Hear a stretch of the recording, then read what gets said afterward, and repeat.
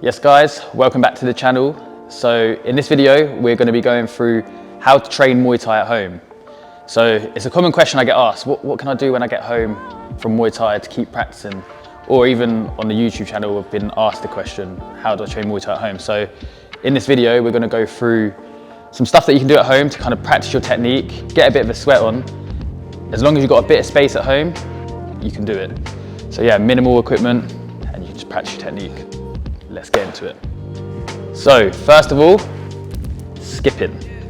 This is a really good warm up. It's really good, like I said, to warm your body up before you get started and get moving into your Muay Thai techniques. Also, it's good to kind of build up your leg muscles, good for your footwork. So obviously in Muay Thai, you have to stay nice and light on your feet. In your stance, you're on the balls of your feet all the time. So you need to start building up the calf muscles and also obviously the quads and all your leg muscles to withstand that kind of muscular endurance whilst you're doing the Muay Thai movements. So skipping's a really good way of doing it. Also a full body workout, so you're using your arms as well. And again, in Muay Thai, we're punching, we're elbowing, using your shoulders a lot in the clinch. So again, building up some shoulder strength and shoulder muscular endurance is a really good thing as well. So I would usually start 3 times 3 minute rounds of skipping with maybe a 30 to 40 second rest in between. If you're thinking that's too easy or you find that a little bit easier, as a progression, I would go up to 5 3-minute rounds. The reason I choose these times is because a Muay Thai fight is usually 3 minutes and it varies from 3 rounds to 5 rounds. So again, getting used to that kind of 3 minutes non-stop action is going to help you once you start your Muay Thai training as well. So once your body's warm from the skipping that you've done, we'll go straight into some mobility. And in Muay Thai, it's really important to, especially for your hips, to do some mobility on your hips, because a lot of the shots you're going to be throwing in Muay Thai come from the hips.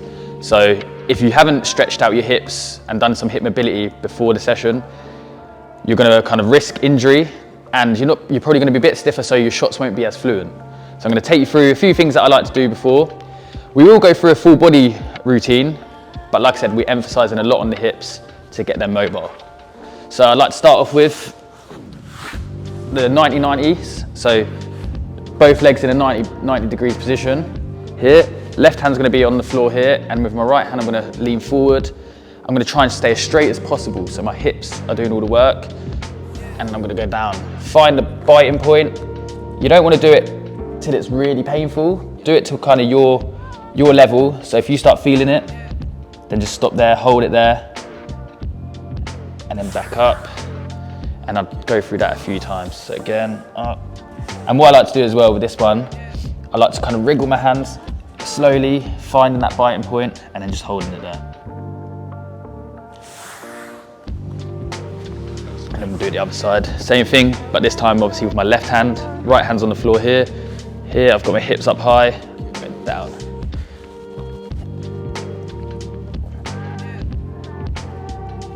So I like to hold these for maybe about 10 seconds, do 3 sets each leg, and then move on to the next exercise. So next one, I'll go world's greatest stretch. So I'm going here in a push-up position. Right leg is going to go on the outside of my hand, here, yeah? This hand, the right hand now, is going to go up into the air, driving my hips down to the floor, and you should feel the stretch in that left hip.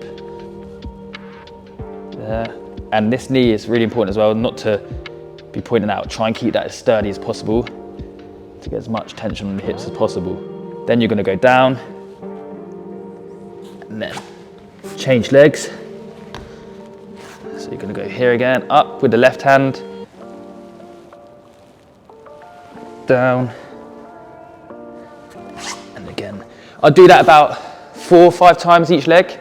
Again, it's a really good stretch. You get deep into the hips with that one. So next one, open up the hip flexors here, bring it up, round and out. And if you're struggling with that with balance, you can hold on to something.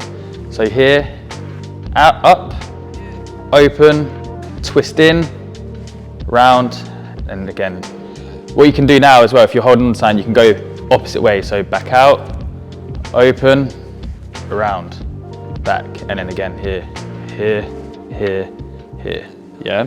And again, both legs you'd like to do that with. If you're doing it with the other leg, obviously you're holding on with your left hand. Right leg up, open up wide, twist it in, out, and then round. Again, I'll do that maybe about 8 times each leg, and I'll do that 2 or 3 sets. So staying on the legs, but moving down to the hammies a little bit more now. So all I want to do is little kick outs here. And again, I'm pointing my toes up to the sky and keeping my leg really straight, and then just a little stretch, and you can feel that on your calf / hamstrings. So here, 1, 2. You don't have to do this too explosive, just warming up the hamstrings, loosening up a bit. I'll do that 10 times, 1, 2, 3, 4, 5, up to 10, and then I'll do 3 sets of that as well. Next one, now we're gonna move on to the shoulders and the upper body. So, swimming angels, and this really helped. When I started with my S&C coach, Paolo, it really helped with my shoulder mobility. I used to have like a lot of problems with my shoulders, so this kind of really helped with the injury. So all you want to do is line your stomach, thumbs up, out slightly, and then you're lifting up. So you're gonna like kind of stretch forward as well. So you're kind of reaching forward. I'm gonna go here. Once you can't move anymore in this position, I'm gonna twist my hands in, so my thumbs go down and out, and then they're gonna go round. And you squeeze and then rhomboid together, and then back here. And it's really good for your shoulder mobility and shoulder health. It's actually quite a good workout, and you should feel it on your rhomboids. And again, I'll do 10, and I'll do 3 sets of that as well. So next one, we're stretching out our lats. And again, it helps the shoulders a little bit, and it helps the obliques. It just kind of opens you up, and it's a little bit of a spine mobility as well. So left hand's down, my right hand's holding my head. I'm gonna be going crunching in, and I should feel it in my kind of obliques and my lats a little bit. Squeeze, and then I'm gonna go. And then again, squeeze it in. And out, and again, you feel it literally from your hips right up to your lats. So it's a really good stretch. And again, I'll do both sides, 8 to 10 reps, and I'll do that 3 times as well. So we've got the boring stuff out of the way, the hip mobility or the full body mobility, the skipping. Now we're gonna go on to the real stuff, where you're gonna learn your Muay Thai technique. So we're gonna start off with shadow boxing. Shadow boxing is only beneficial if you're doing it correctly. I've been in so many gyms, and even in my own gym, and I see a lot of the students kind of half-assing it when they're doing a shadow boxing, getting into bad habits, doing lazy jabs, lazy crosses or whatever, in the wrong stance, or just kind of punching in the wrong place. Shadow boxing is only going to be beneficial if you're doing it correctly. So what I like to do is really emphasize the first round of staying in the right stance. It's obviously really important. The stance is the most important thing in Muay Thai. If you haven't got a good base, you're not going to be able to do anything in Muay Thai. You're not going to be able to defend, you're not going to be able to attack properly. So once you get that base set, everything becomes a lot more easier. So we're going to be doing 5 3-minute rounds of shadow boxing. And again, similar to the skipping, the reason why we're doing 5 3-minute rounds is because Muay Thai fight is 3 minutes and usually 5 rounds. There is 3 rounds now, but I think building up past 3 rounds anyway, getting your fitness levels beyond 3 rounds is always beneficial anyway. So if you go into a 3-round fight, it'll be easy for you anyway if you know how to do 5. So round 1, I'd like to focus on the stance, blocking, so that's blocking kicks or punches, and just standard simple boxing. So your jab, your cross, and your hooks and your uppercut. So real basic combinations. So it's really important to always have a solid base. The foundation of any shot comes from your stance. So if your stance is off, you're not going to be able to throw a shot properly. You're not going to be able to defend properly. So it's really important to get that stance right. So in this round, that's what we're going to be going through. Stepping right, getting in the right positions. Your stance should be in a bit of an L shape. Should be a bit more square on for Muay Thai. And again, on the balls of your feet, but not too much on your tippy toes. You're going to be kind of, your heels just softly hitting the ground, but with the balls of your feet hitting the ground first. Also, again, like I said before, if you're not doing this correctly and you're not blocking correctly, then you're going to get into bad habits. So when you're blocking, knee up to the elbow, elbow on the outside, then back to your stance, going again, always staying switched on. Obviously the jabs fully extend all the shots with the boxing. So if you're doing the jab cross, make sure you're fully extending your arms and then coming back to your guard after. And you don't want to be getting into a bad habit of dropping your hands. Again, when it comes to sparring, if you do start kind of getting more advanced and going to classes and sparring or fighting or whatever, you're going to get into bad habits, and that's when it's going to affect you a lot more. And again, with the blocking the punches, there's a few different ways in Muay Thai of blocking the punches. And again, you can add that into your shadow boxing rounds. You've got just little catches, so you're catching the hooks. And again, when you're doing the catch and the hook, don't bring your arm up too high. You want to just kind of subtly cover the hooks, subtly parry the straights, or you've even got the long guard as well. So again, there's a few different ways of defending punches in Muay Thai. And again, we can probably do this in a separate video where we go through it like step by step on how to defend punches. But for now, just work on long guard, covering and parrying in your shadow boxing as well. Round 2, we're gonna add on elbows to round 1. So again, keeping it really basic. You've got your jab, you've got your crosses, you've got all the basic hand combinations. But now what we want to do is add in the elbows to them combinations. Just because we've added elbows, don't go elbow happy. Again, in a fight, you're not just going to be throwing elbows wildly. Really see it, throw the shot, and then back to your base all the time and reset. Again, like I said, the stance is very important, resetting is important, and also coming back to your stance is really important because you can see your opponent's moves a lot easier. Whereas if you're a million miles per hour constantly, you're not going to see your opponent moving. And again, you're not going to be able to read the situation properly. So adding in your elbows into the next round, but not forgetting about your blocking also. Round 3, we're going to now come away from the elbows. We're going to get the legs involved now. We're going to start using the knees. So we're going to do boxing, knees, and again, always focusing on our stance. So with the knees, we're just going to step nice and strong. Again, using the floor, point the knees in, back to your stance all the time. So when I'm kneeing, as you can see in the videos, I'm pointing my foot downwards, I'm bending my leg as much as possible, and I'm stepping in as close as I can to get into a close range to throw the knee. The knee is a close range weapon, so if you just bring your knee up without stepping, you're not going to be able to hit anyone.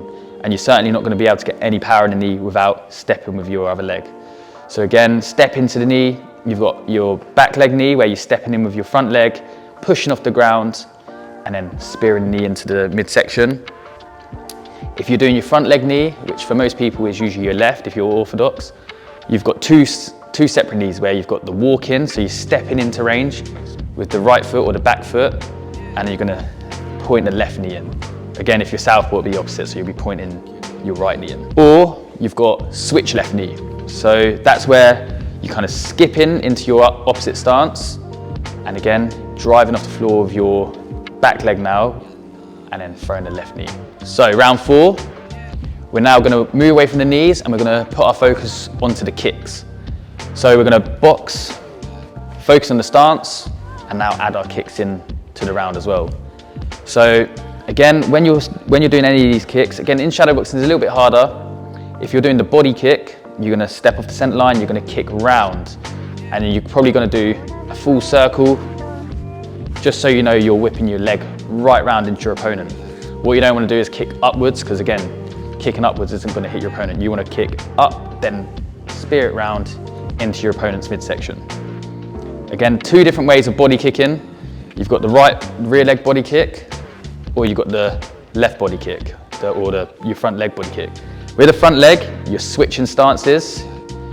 Again, foot just off the center line, and then you're throwing the left leg round, up and round into your opponent's midsection. Or for the front leg, again, you've got 2 different options. You've got the switch, what we just talked about, or you've got moving forward. So you're stepping forward into the opposite stance, and then throwing your front leg kick again.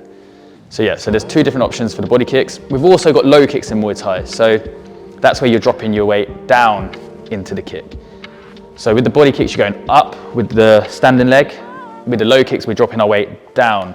Obviously getting a lot more power to chop down into your opponent's leg, usually hitting the thigh, or nowadays a lot of people are going and aiming for the calves. So round 5, you are gonna now go into your freestyle round. So with freestyle, again, just because we've got all 8 limbs working now, It doesn't mean you have to start spamming crazy combinations and doing unrealistic stuff.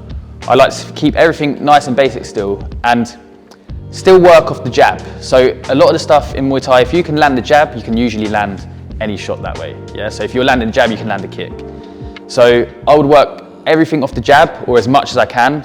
Jab, step, kick, or 1-2 step, knee. So if you can land the punches, you can usually land another shot after if you're in that range.